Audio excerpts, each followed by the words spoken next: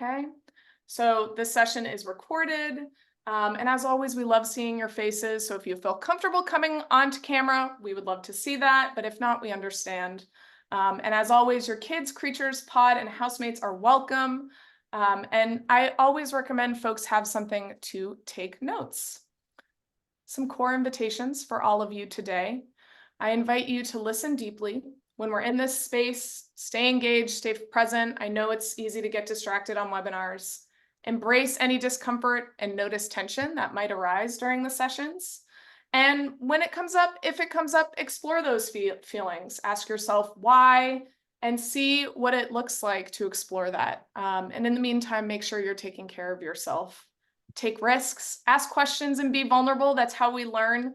I try to remind myself not to let the perfect be the enemy of the good, because we know that systems of injustice weren't built in a day and they're not going to be dismantled in one. And then finally, hold each other with compassion. This is a learning space. Social justice work is a practice. Bridging is a practice that many of us are just getting exposed to today. So be mindful that all of us are trying our best daily. And so with that, I am incredibly excited to welcome Professor Menendian to our session. He is the Assistant Director and Director of Research at the Othering and Belonging Institute, where he supervises many of the institution's ongoing research projects and leads major initiatives.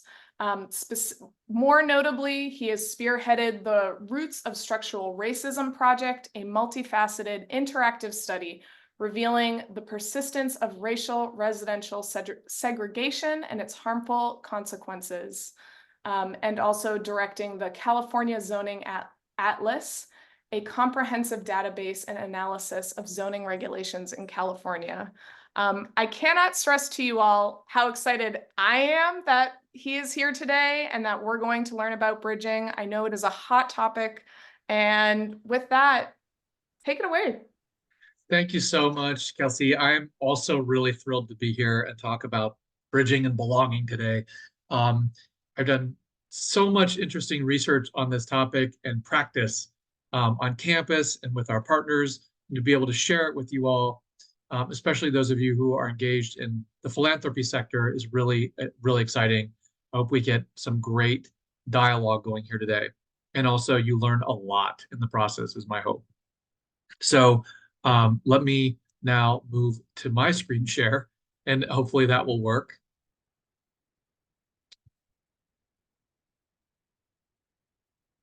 And then also let me move the little Zoom bars out of my way so they're not blocking the, there we go, that'll have to do. So they're not blocking my, obstructing my click through.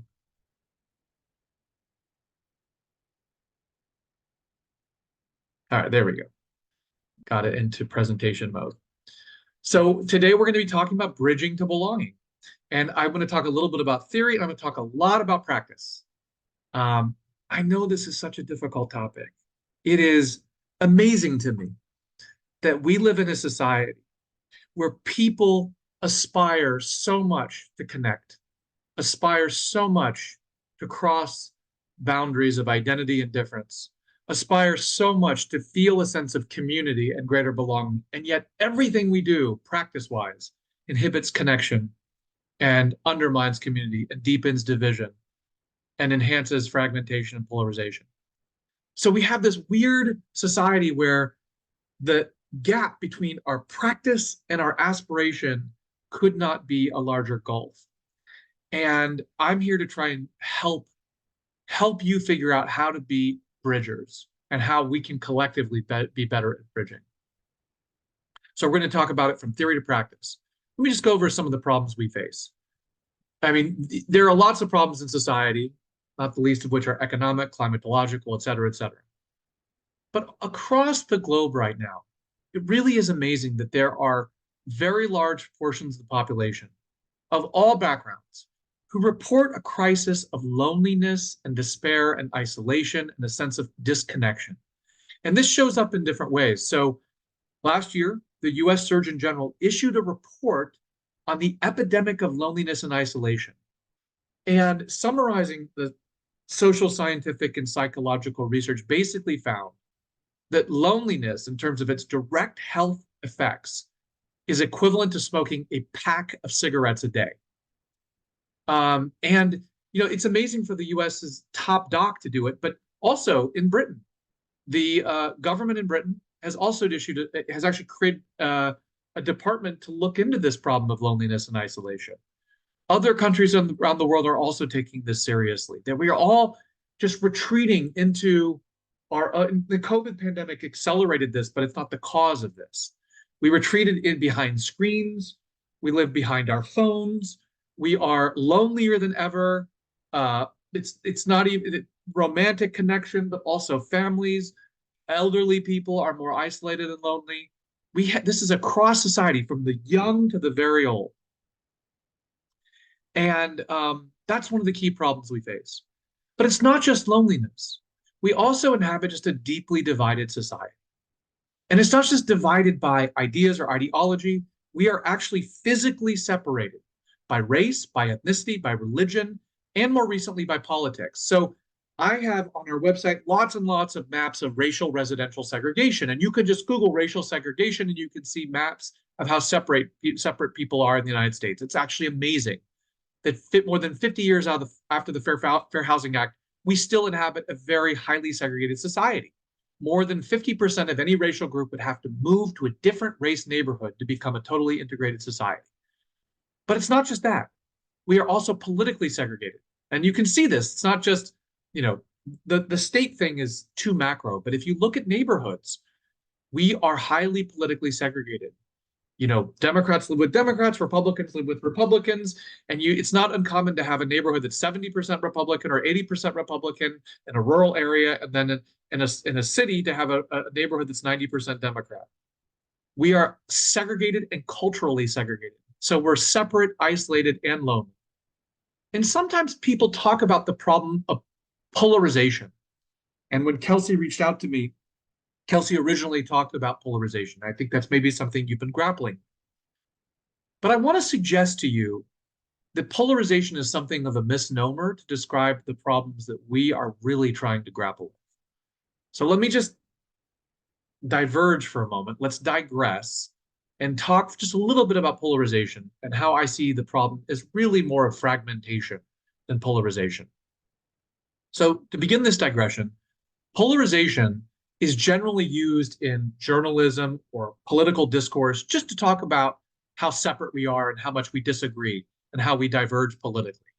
But the truth of the matter is that in the social scientific literature, polarization is not defined as political disagreement or even political conflict, or even the intensity of that conflict.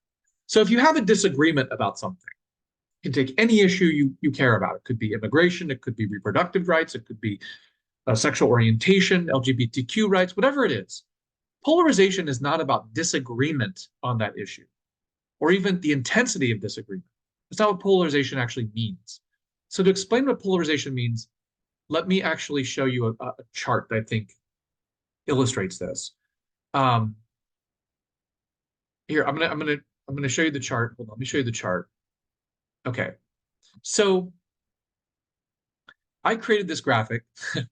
It's a little wonky, but I think it actually does a good job of showing what polarization is. This is, in mathematical terms, a normal or a Gaussian curve versus a bimodal distribution. And both of these curves, the dark curve in the middle and then the bimodal curve, gray, actually have the same mean value and median values. But what happens is in a polarized situation, so maybe you can think about it this way. Imagine in the United States that this black curve is the income distribution. So this is low income and this is high income at the tails. And then most people in America are middle income, right? Well, many of us have heard in the last couple of decades about what's called the hollowing out of the middle class. That is, the middle class is disappearing and more people are becoming poor or becoming affluent, right? So the transition from a middle class society to a bimodal class society would be an example of polarization. It's not disagreement or conflict, it's actually distance. So let me actually try and show you. This can also happen politically. Sorry, I should have shown the chart. I should have had the chart placed earlier. So there is a way to measure polarization, but you can't measure it by asking if someone is Republican or Democrat, or asking them what their views are at any given issue. You have to create a battery, a multi-item survey. And so the Pew Research Center regularly conducts surveys on political attitudes and found that between 1994 and 2004, more Americans in that period expressed basically centrist political opinions than either conservative or liberal. But by 2014, that trend had reversed. And so what they found specifically was that in 1994, only 64% of Republicans were more conservative than the median Democrat.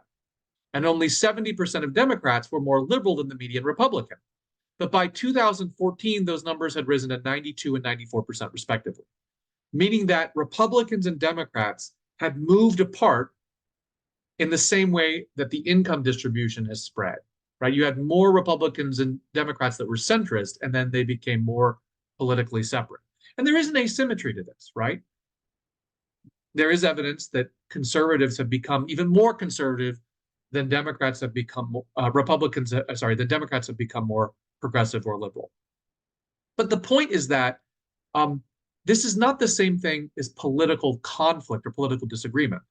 And this is what I had on the slide I skipped over. You can have toxic or corrosive partisanship either in a state of high or low political polarization. Let me give you an example. I don't know, probably many of you are, I don't know where you all are based, but if you think about sports, think about maybe Ohio State and Michigan fans, or Yankee and Red Sox fans, or Auburn and Alabama fans, or I don't know, Stanford and Berkeley sports, or the 49ers and the Seahawks, right? It's not that there is a distance ideologically between the fans of each team. It's that there's an intensity of disagreement. So you can have toxic partisanship, right? Where like the Auburn, I think it was he was an Alabama fan, poisoned like a famous tree at Auburn, if I'm not mistaken, and killed this tree, right? That's going too far, right? That's toxic fandom. But that's not the same thing as polarization. So you can have intense political conflict in a low polarized context, or you can have the opposite. And so polarization is not political conflict. It's the distance of agreement or disagreement you have. And so when journalists or when anyone or yourself use the term polarization, you should be careful not to use it as simply a description of the intensity of disagreement. It's actually about the distance of disagreement we have, not the intensity of disagreement, or not whether there is disagreement. So I just wanted to be clear about that. So it's the distance or scope of disagreement, not the intensity of feeling. And the reason this matters is because what's really happening in society, with both our cultural and physical separation and our loneliness and problems of despair, is that we inhabit a highly fragmented society. We inhabit a society where people of different political backgrounds, of different identity backgrounds, retreat into communities, into institutions, and into spaces where they're with mostly people like themselves. And there's multiple reasons for this. Part of the reason that we do this, so it's not just separation, it's not just division rather, or disagreement, it's separation and division. And we do this because we often feel more comfortable with people like us. We feel more at home with people like us. We feel safer with people like us. And this happens, and we fragment into smaller and smaller units.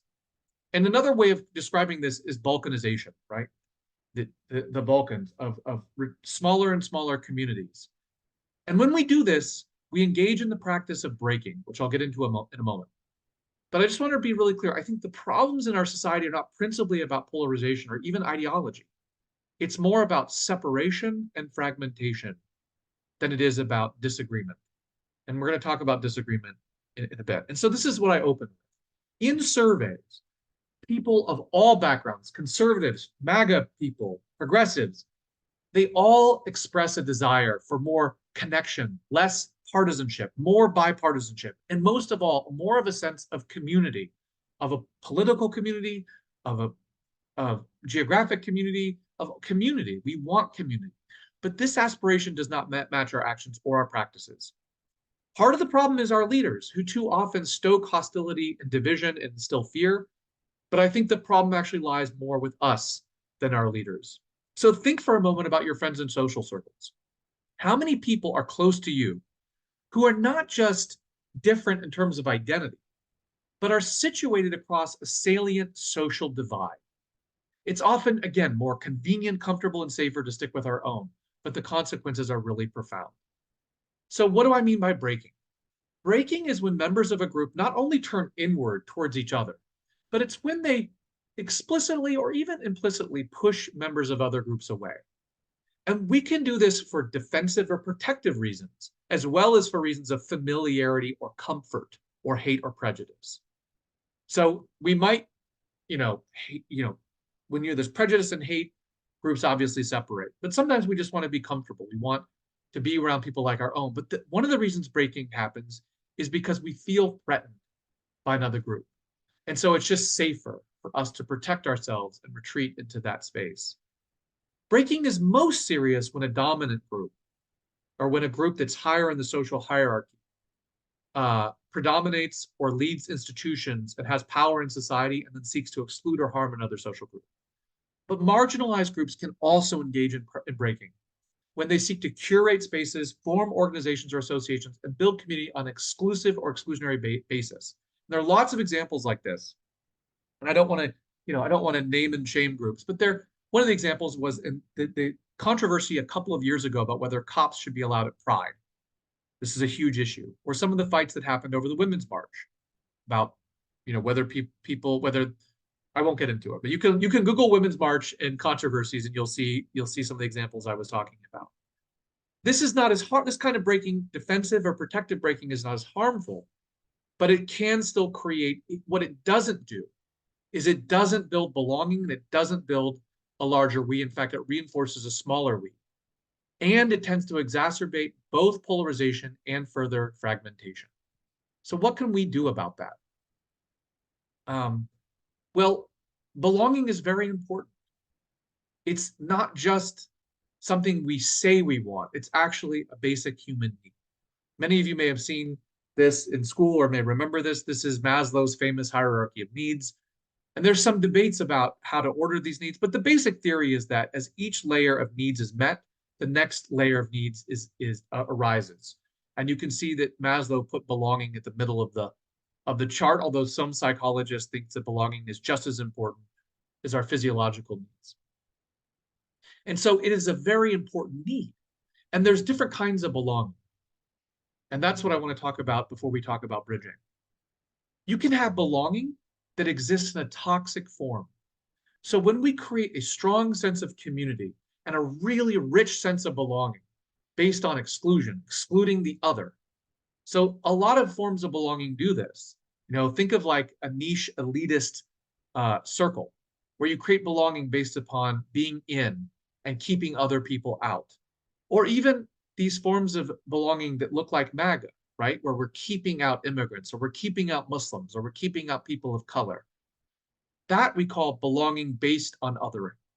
But there's another form of belonging that we can create, a more positive form we call belonging without othering.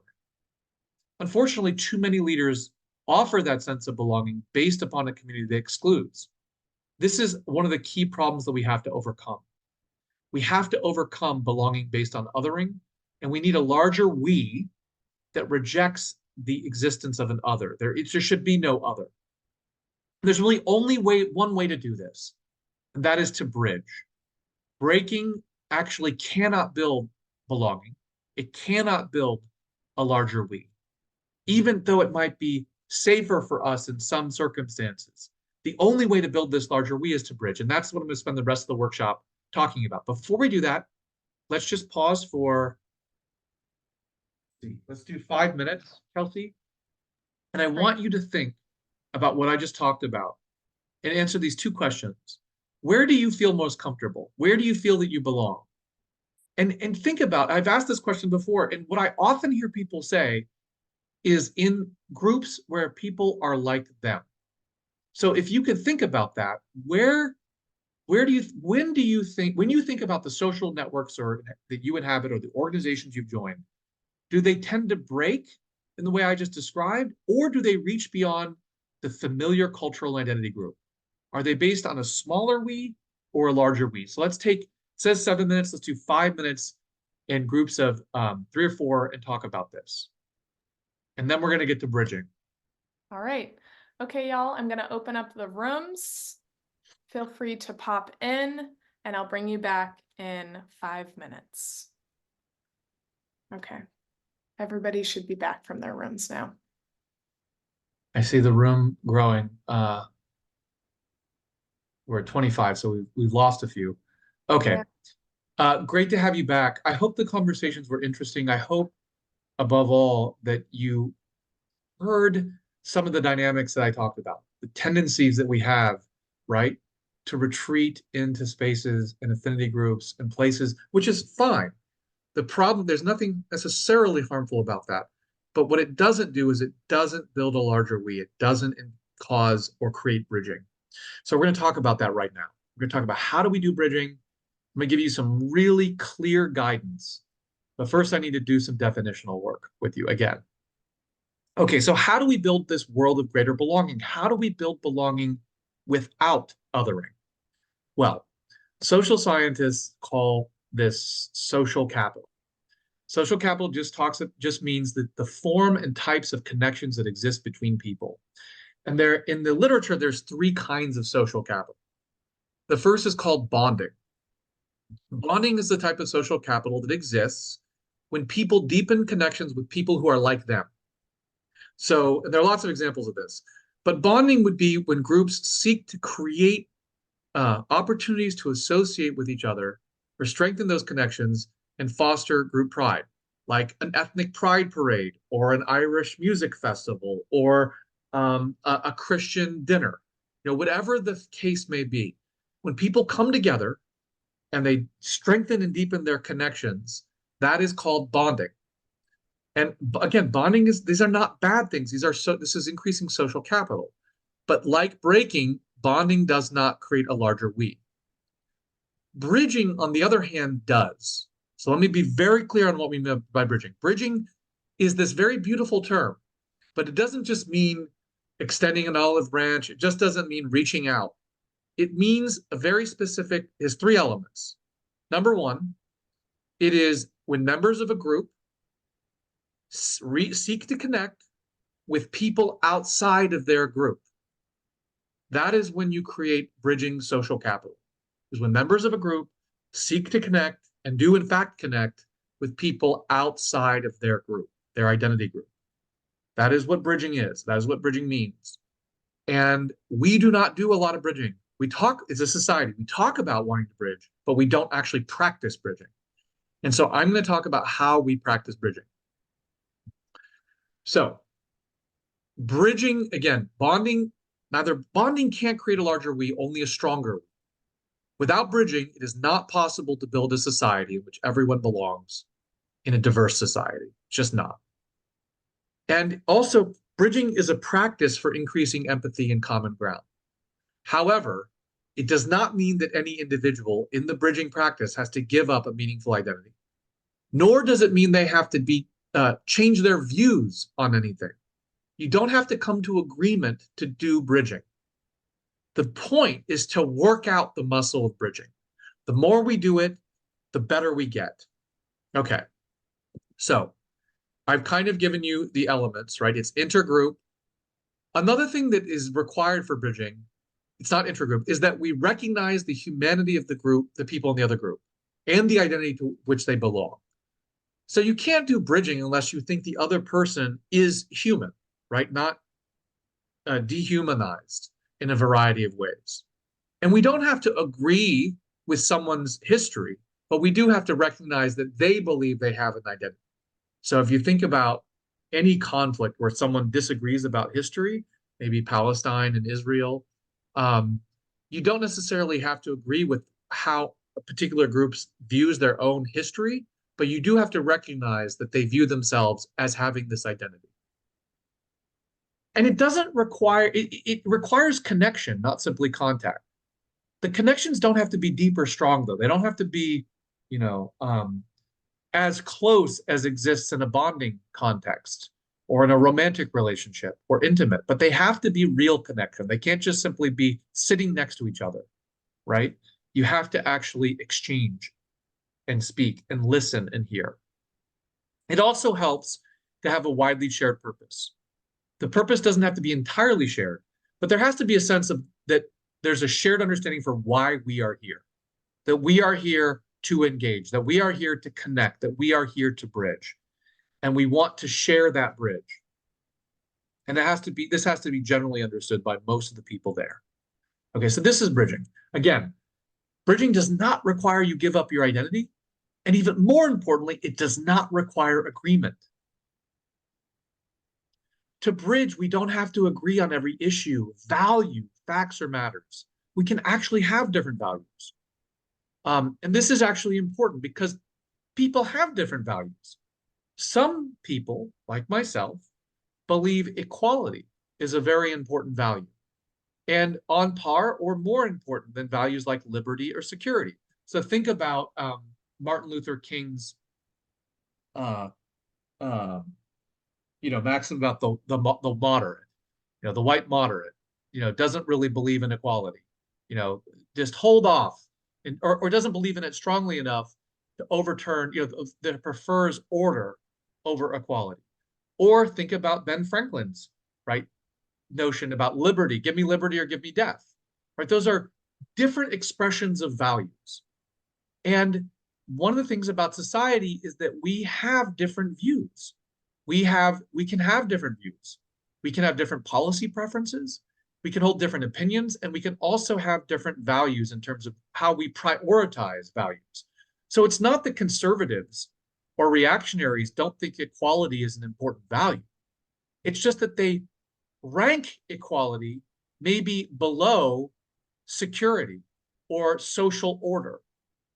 And progressives tend to rank equality higher than security or social order. So to bridge does not require agreement on values or ideas or even policy. Again, the point of bridging is not to foster agreement or consensus. The purpose is simply to create connection through understanding and intimate knowledge. This connection can then become a basis for later consensus building, but that is not the main or even the immediate objective or point. And again, because the goal is not to create agreement across political difference or policy difference or value difference, bridging does not mean you can't take political or moral position against a particular practice or ideology. As long as you, as a fundamentally acknowledge the humanity of the people you are talking with and seek to bridge with, we can disagree while respecting their essential humanity. This can happen even with the deepest and longest of divides and deepest and longest of bridges. Sorry, let me say that again. This can happen even over the deepest divides and longest of bridges, right? Think about any conflict around the world, Palestinians and Israel, any conflict. As long as you can acknowledge the humanity, you don't have to agree with someone. And there's different types of bridges, as I just implied. There are short bridges and long bridges. Some bridges require a lot more effort to build and maintain. Some others are a short distance. But as bell hooks reminds us, bridges are meant to be walked on, which means it's hard. It's not always comfortable. It doesn't always feel safe. When you bridge, you create vulnerability. But again, this is the only pathway to belonging. We cannot create a society of belonging through bonding. We cannot create a society of belonging through fragmentation and breaking. Even though it might make us feel safer, we cannot do that. Okay, so now that we've defined everything, let's talk about the practice of bridging. So to bridge, we know what the definition is. Again, it's reaching out. It's when people of a particular identity seek to reach out to members of a different group. To practice bridging, we have to do a number of things. The first thing we have to do is we have to build a container to hold the space for bridging. What is a container? A container is a structural or institutional formation that bounds and organizes the experience or intervention of bridging. It could be a set of agreed upon ground rules. It could be a space that you facilitate. It may even require permissions or even IRB, Institutional Review Board approval. But the point is, you shouldn't just do bridging without holding a container. You need to have a structure in place, so that when you do bridging, it can be done well. So you want to build a container. It doesn't have to be overly formal or elaborate, but it should be, we're going to meet from 1 to 3. We're going to have a facilitator. Here's our few ground rules. We're going to, for example, take turns speaking. We're not going to speak over each other. Maybe someone holds, a stick when they talk. Maybe no one talks for more than 5 minutes. Whatever it is, you create a structure so that you can hold the space in an effective and non-harmful way. The second thing, this is very important to bridge. Bridging requires empathetic listening rather than evaluative listening. This is a huge difference, and this is not the kind of listening that occurs in academic spaces. In classrooms and in academic spaces, listening is evaluative. You listen to critique, analyze, and understand. But empathetic listening, so here's the difference. In an academic setting, I may tell you, read something, and you're listening to it to evaluate its validity. You might evaluate it in terms of its logic and reasoning. You might evaluate it to see whether it's truthful or factual. That is not what we do in a bridging context. In a bridging context, we do not let people talk and listen and evaluatively listen. We don't evaluate what they say. Instead, what we do is we empathetically listen. And to empathetically listen does not mean that we agree. It means that we listen so that we understand how they think about themselves. So in the bridging practice, someone might talk for 7 minutes and tell their story, or the story of their family, or the story of their community, or the story of their identity. And you listen to that story. And again, it's not about, maybe if it's a Palestinian talking about the story of their community to a Jewish Israeli. The point of the Jewish Israeli listening is not to agree with that story. It is to hear the story so they understand what the Palestinian believes their story is. Or you can put it in racial terms in America, or sexual orientation terms in America, right? What is the story of a queer person telling the story to a straight person in America about their life? Or a Black American talking about their life to a white American? Or a Latino American talking to an Asian American, or vice versa, about their family or their culture or their history? Again, the point is not to agree. It's not to say that's factual, this is not factual. The point is so that you know more about the other person's story. It's just listening to the story so you understand more about how that person thinks of themselves. Not that you agree with that story, but that you know the story. And that is a fundamental difference. Empathetic listening and evaluative listening are different kinds of listening. And part of that is being open and curious. So a debate is actually a very bad form for bridging, because you're trying to win rather than understand. Third, and this flows out of the point I just made, center and exchange stories and narratives rather than facts and data. The key to building trust is getting to know something about people in another group, about their culture, their values, their experience, their struggles, their hardships, their joys, right? Their expression. Simply exchanging stories builds trust. It's actually amazing. It's so many Americans feel they just aren't heard. They just want to be heard. So if you talk to rural white Americans or people all over the country, they just feel unheard.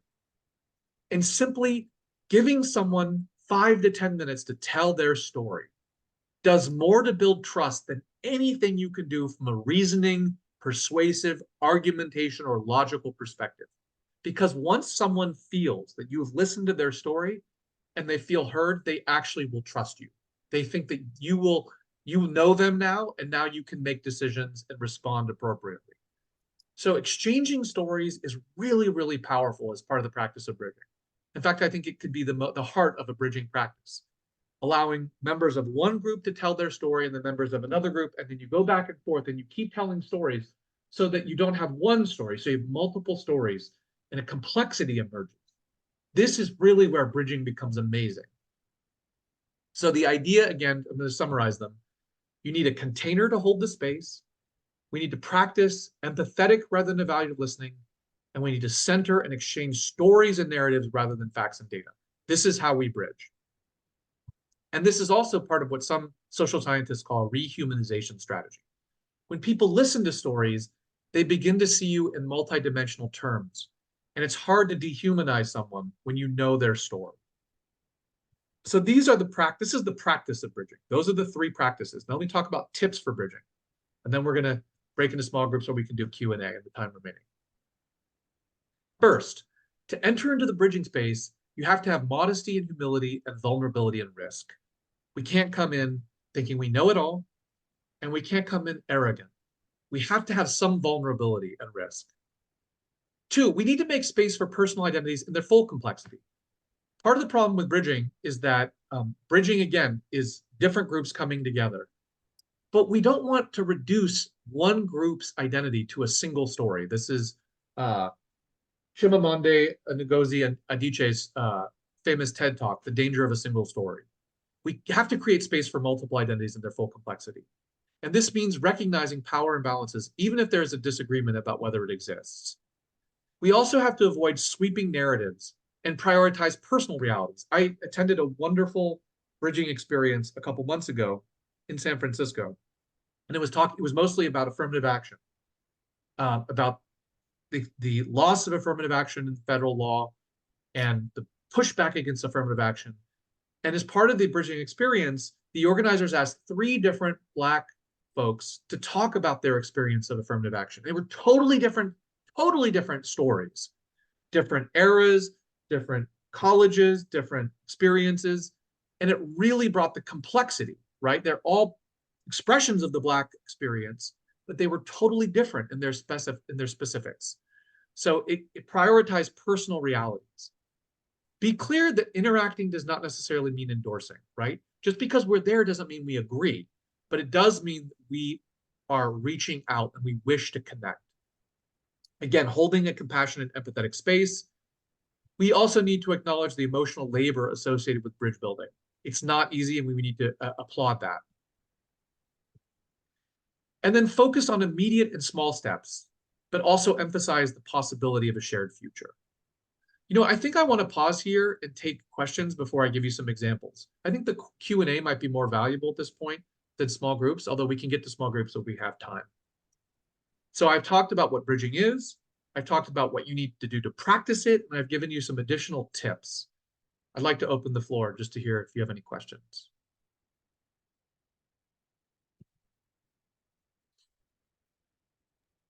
Folks, you can feel free to come off mute or, oh, Ashley, I see that you've raised your hand. Go ahead. Yeah. When you're talking about a container, and do you mean a container that is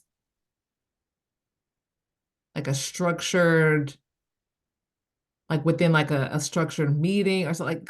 I think my real question is, could you do this one-on-one?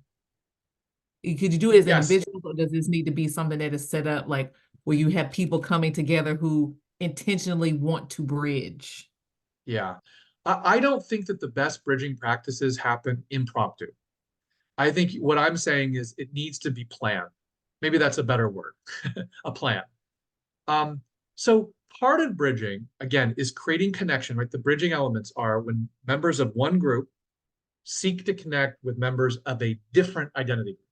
So, I mean, I've done a lot of presentations on bridging, and I'll often hear, I used to ask the question, what do you think bridging is? And I'd hear someone say, like maybe a queer person say, oh, it's when I'm connecting with other queer people. That's bonding, right? It's like, or, a Hispanic person saying it's when I'm, with other Hispanic people in my faith community. That's bonding. So people are really confused about what bridging is. I really want to be clear on what bridging is. I think you can connect and you can create bridging experiences and bridging social capital one-on-one, but I don't think that's the best way to do it. I think that what you want to do is create a formal space for it. And that means schedule it. That means identify kind of a neutral space, like a room, a hall, something. And I do think you want to have a minimum of several members of each group in the bridging experience. And the reason for that is because what I said here is that one of the points I made here is to make space for personal identities in their full complexity, right? Avoid sweeping narratives. So for example, if we were to bring into a room 3, let's say, Native Americans and 3, let's say, white Americans, the Native American experience is incredibly diverse, just like it is for all groups. And so if you have Native Americans from Alaska or American Indian or, from the Southwest or the Plain States, those are going to be different experiences, different stories. And even within some of those tribes, they're going to be different stories. And so what you want to do is you want people to tell their story, listen to the story, and then have the members of the other group tell their story, listen to the story, and continue on down until you have a fabric, right? You have a tapestry where there are commonalities that you hear in that story, and then you hear differences across the story. And I think you can do that one-on-one, but it's not quite the same thing. And also, I think it is important to have a good facilitator. I think to do this really well, you need to have ground rules. You want to make sure that people aren't talking over each other, that people are being respectful, that people understand why they're here, that you talk that out. You can't just go into the space. You want to talk about why we're here, the ground rules, before you do the bridging experience. And as we do this, we get better at it. So yes, you can do it one-on-one, but I think bridging experiences, especially across longer bridges, need to be more structured. Does that answer your question, Ashley? Yeah, it does. And it Lisa just asked a good question in chat as well that I'm interested in you answering. I think the part that is in philanthropy or in my work, there's a lot of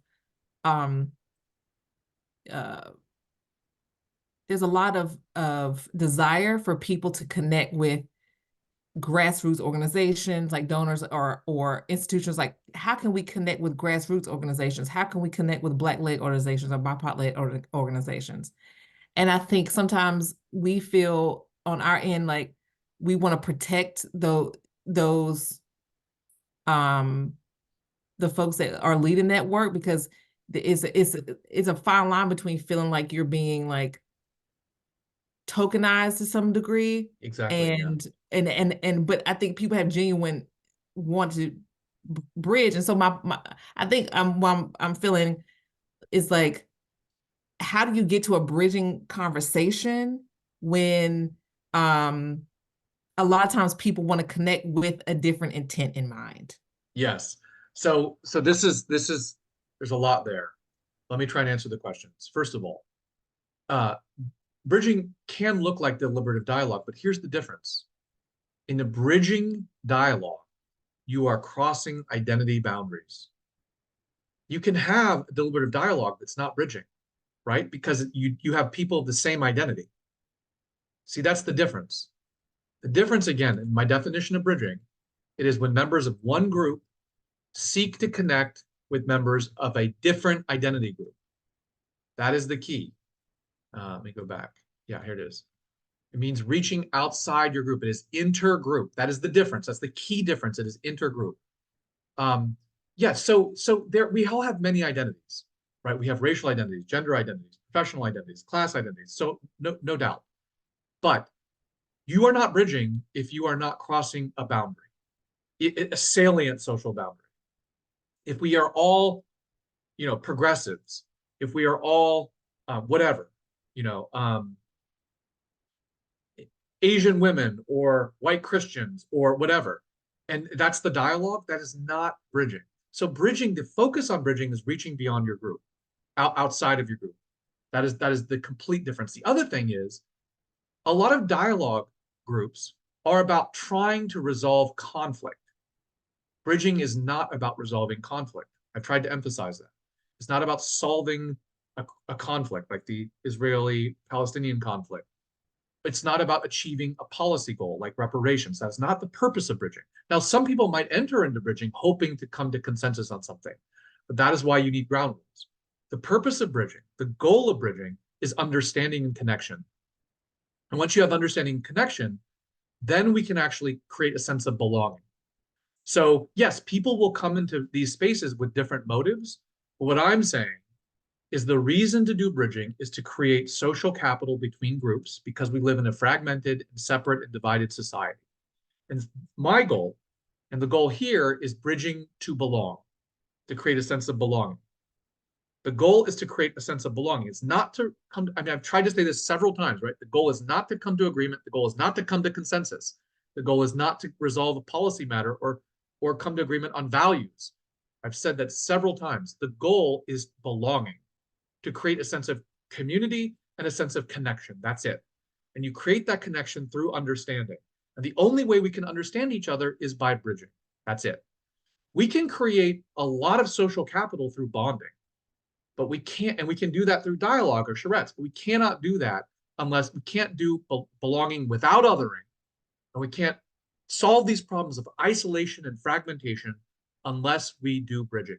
This is the problem our society has, is we don't do bridging. We talk about bridging, but we don't actually do bridging across groups. And we don't actually practice bridging as a society, unfortunately. Any other questions? We're down to less than 5 minutes, so I'm going to wrap up, but I think the questions are really useful here.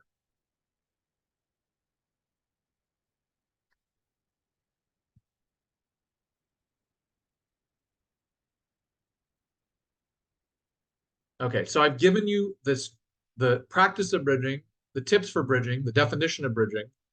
I'll give you some examples of bridging. There was one notable example of bridging is called the New Baptist Covenant. This was a movement launched in 2007 to bring Black and white Baptist churches into conversation. And so I guess for like 2 centuries, I don't know much about it, the white and black Baptist church have been separate. And these conversations are not actually about agreements, not about consensus. The initial stage of it is simply for the congregations to get to know each other, to learn about their different and shared history, and to do that by engaging in projects and trips together. Ultimately, they could come into covenant agreements, but that is not the immediate goal. The immediate goal was just to put them into conversation. It's a very powerful example of bridging. Another example of bridging was the 1992 Watts Truce. The importance of bridging and the necessity of bridging to solving these problems I mentioned doesn't mean that bridging is possible in every context. If one group is sort of threatening another with immediate violence, it's really hard to bridge. But one example in which this did actually happen was the so-called Watts Truce. And this was a negotiated effort between 2 Los Angeles gangs in 1992. And it was negotiated by someone who was actually involved in global peacemaking, who was who used old UN treaties for inspiration and actually negotiated this, and actually resulted in a dramatic decline in violence and a lot of bridging and peacemaking between these 2 gangs. There are lots of examples of bridging out there, but really bridging is just connection. It's just understanding. It's listening to stories, exchanging stories, and sharing culture and learning more about another group. And that increases social capital, it creates trust, and it creates a sense of greater belonging. And it reduces dehumanization and othering. And bridging is difficult. It's really hard, but it's essential. We talk about it, we say we want to do it, but we don't do it. So why? Let me implore you to try and do this, right? It's not just about dialogue. It's about figuring out how to reach beyond your identity. We cannot build a world of greater belonging or solve any of the problems noted at the beginning of this workshop in a society that is not only divided and polarized, but separate and balkanized. And it requires practice and repetition and habits that are outward facing rather than inward and parochial. Unfortunately, our society is oriented in the opposite direction. We engage in bonding and breaking habits that reinforce separation, fragmentation, and a smaller we. So I hope this is helpful. We have a book coming out about belonging and bridging in April. I really thank you for participating in this conversation. Please fill out the poll. I'll stick around if you have any other questions. Thank you so much, Stephen. And thank you all for engaging in the first session.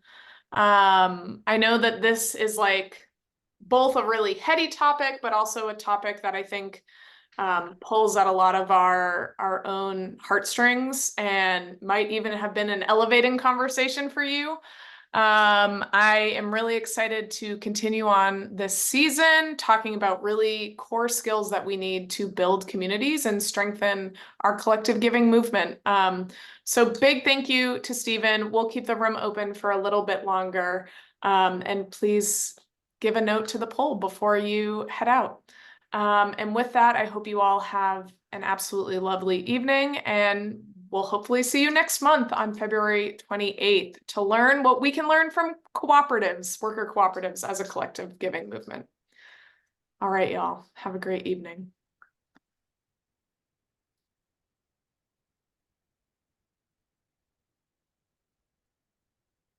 Let me stop the recording.